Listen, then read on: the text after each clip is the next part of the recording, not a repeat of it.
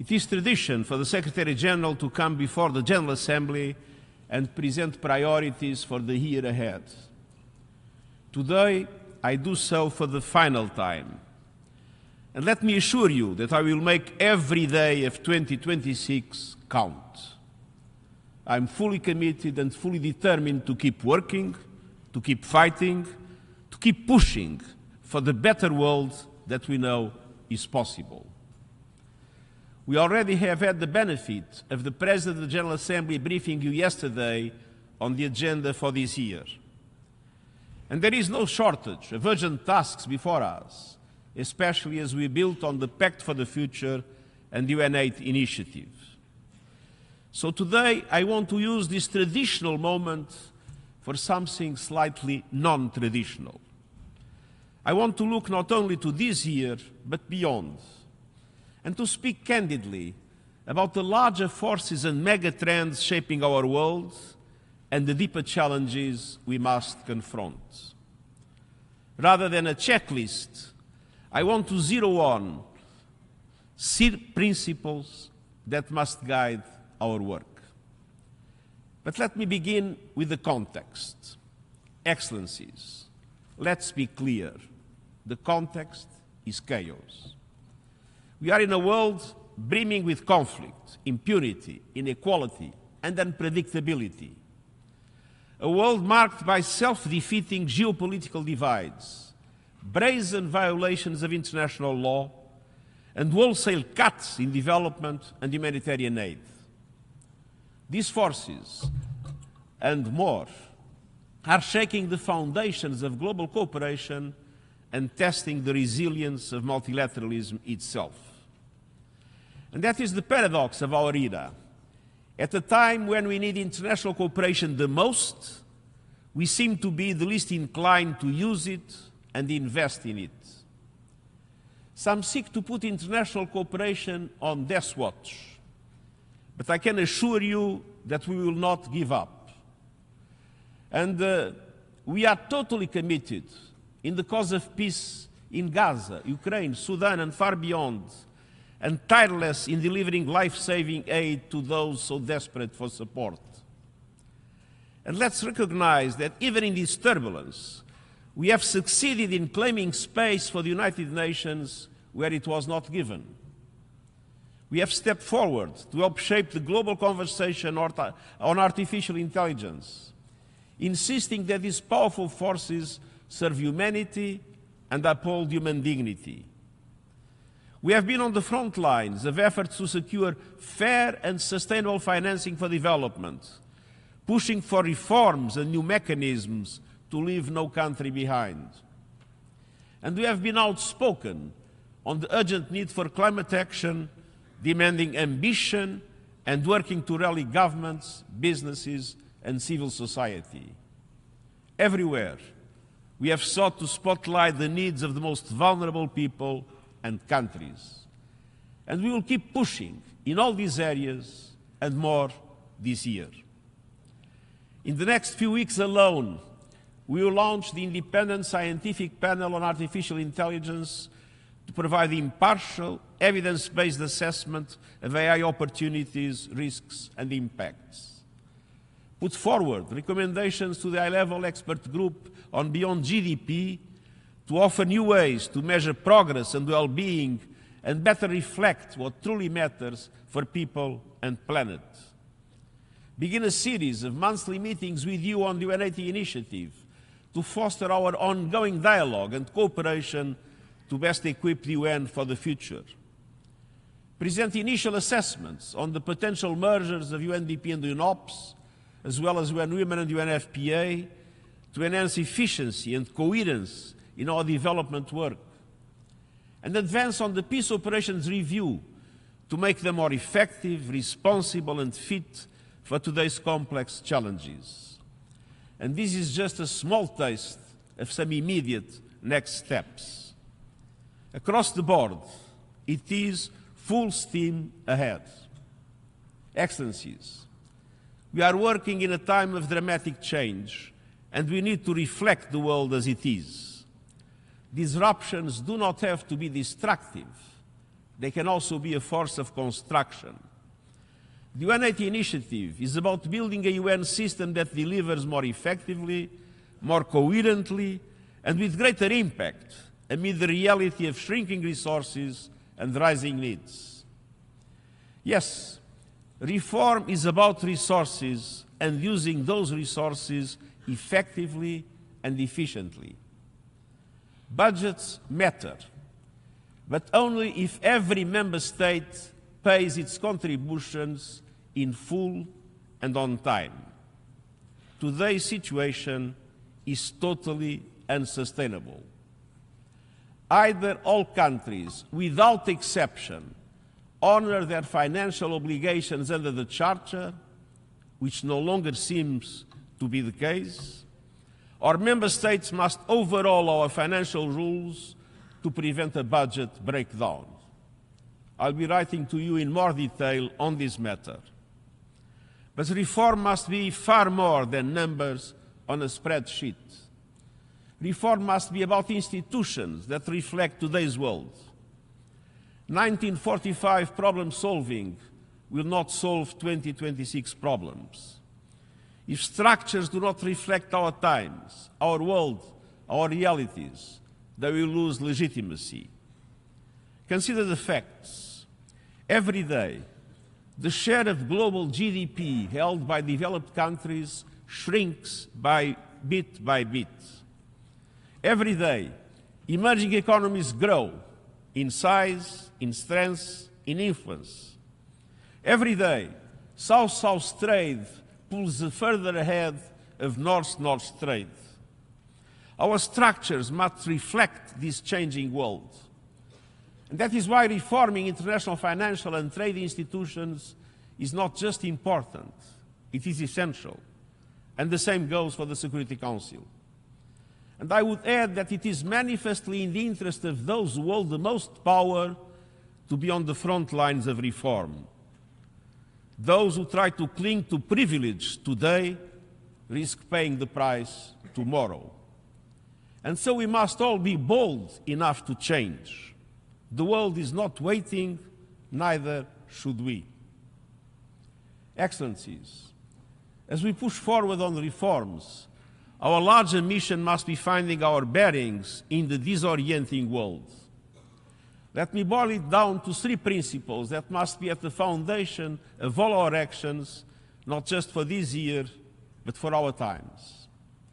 First, we must adhere to the UN Charter fully and faithfully.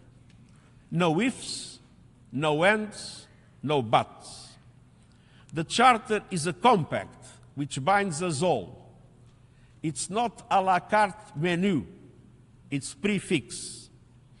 The Charter is the foundation of international relations, the bedrock of peace, sustainable development, and human rights. I'm honored to serve as custodian of the Charter, but each one of you has signed up to be a custodian of the Charter too.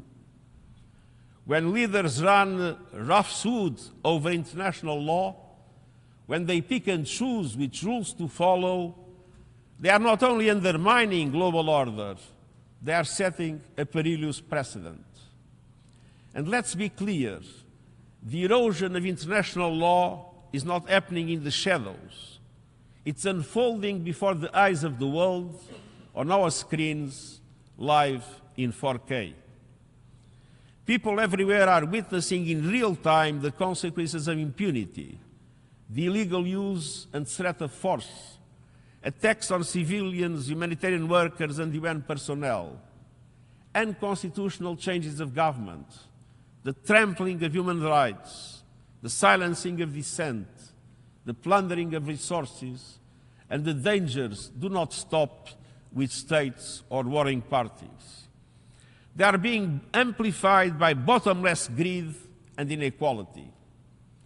The top 1% holds 43% of global financial assets. And last year alone, the richest 500 individuals added $2.2 trillion to their fortunes.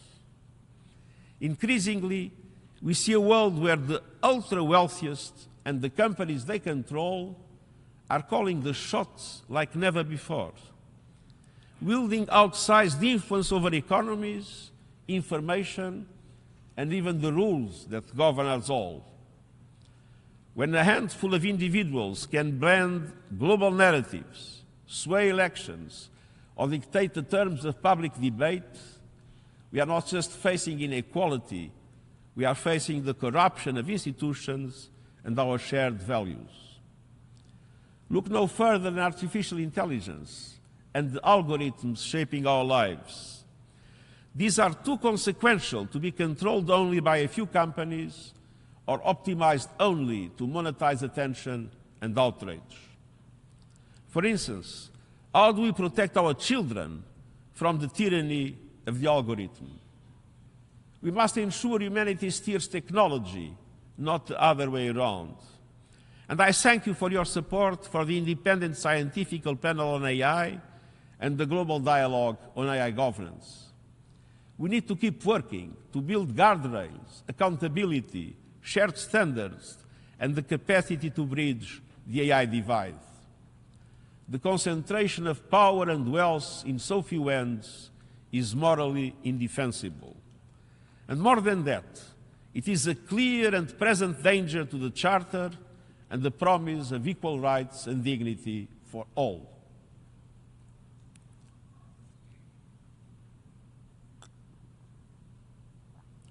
That leads to the second principle. We must be relentless in our work for peace and justice, peace between nations, and peace with nature. Peace is at the heart of all we do. Yet, as we meet today, the snares of conflict have trapped millions of members of the human family in miserable, prolonged cycles of violence, hunger, and displacement. This suffering cannot go on. In Gaza, I welcome the start of phase 2 of the ceasefire announced by the US and reiterate that humanitarian aid must flow unimpeded, the ceasefire must be implemented in full, and the way must be cleared to an irreversible path to a two-state solution in accordance with international law. In Ukraine, where we must spare no effort to stop the fighting and achieve a just and lasting peace in line with UN Charter, international law, and UN resolutions. In Sudan, where the parties must agree on an immediate cessation of hostilities and the resumption of talks to reach a lasting ceasefire and a comprehensive, inclusive, and Sudanese-owned political process. Civilians must be protected. From Yemen to the Democratic Republic of the Congo, from Haiti to the Sahel, to Myanmar and around the world, we must never give up in the pursuit for peace. And throughout, we must recognize that silencing the guns is not enough. Peace is more than the absence of war. The root causes of conflict must be addressed. If not, any solution will be precarious. It's no coincidence that 9 of the 10 countries with the lowest human development indicators are currently in a state of conflict. Sustainable peace requires sustainable development. Yet, 10 years after the adoption of the Sustainable Development Goals, 2/3 of the targets are lagging. The world is falling short by over $4 trillion a year in the resources developing countries need to deliver on these promises by 2030. And developing countries are being battered and bruised by limited fiscal space, crushing debt burdens, and skyrocketing prices. We must advance on last year's Seville commitment, which set out an ambitious agenda to scale up finance, address the debt crisis, and reform the international financial architecture so developing countries can invest in the systems that support development and peace. And peace with justice means peace grounded in international law and on human rights, economic, social, cultural, civil, and political, which are inalienable, indivisible, and interdependent. We must safeguard freedom of speech and civic space. And on that note, I am deeply concerned by the violent repression in Iran. We must open the doors of opportunity for women and girls around the world. And I want to stress that we cannot and will not give in to the disturbing pushback on the rights of women, half of humanity, and the hard-won gains in equality, participation, and protection. I'm proud that we achieved for the first time in UN history gender parity at senior levels. We are stronger for it, and we will keep going. And we will also build on progress to expand meaningful engagement with young people, full inclusion with persons with disabilities, and real opportunities for indigenous peoples. All of this is essential to build a more equitable, peaceful, just, and sustainable future. Excellencies, peace with justice also means peace with nature. A world in climate chaos cannot be a world at peace. Climate change is a threat multiplier, inflaming tensions over land, water, and food, forcing people from their homes, and tearing at the ecosystems we all depend on. It is also a profound injustice that those least responsible are paying first and worst. Leaders have failed to keep temperatures below 1.5 degrees. A temporary overshoot is now inevitable, but it is not irreversible. Our mission is to keep that overshoot as small, as short, and as safe as possible, and bend the curve back towards 1.5 without delay. That means delivering beyond national climate plans to cut emissions now and to keep cutting. Accelerating a just, orderly, and equitable transition away from fossil fuels to renewables. Doubling energy efficiency by 2030, building grids and storage to connect clean power to all, cutting methane, and halting deforestation. Making good on promises for adaptation and for loss and damage. And ensuring affordable, predictable finance that reaches those who need it, when they need it. Climate justice is an investment in peace and security, because vulnerability anywhere becomes a risk everywhere, rippling through financial systems, supply chains, and global stability.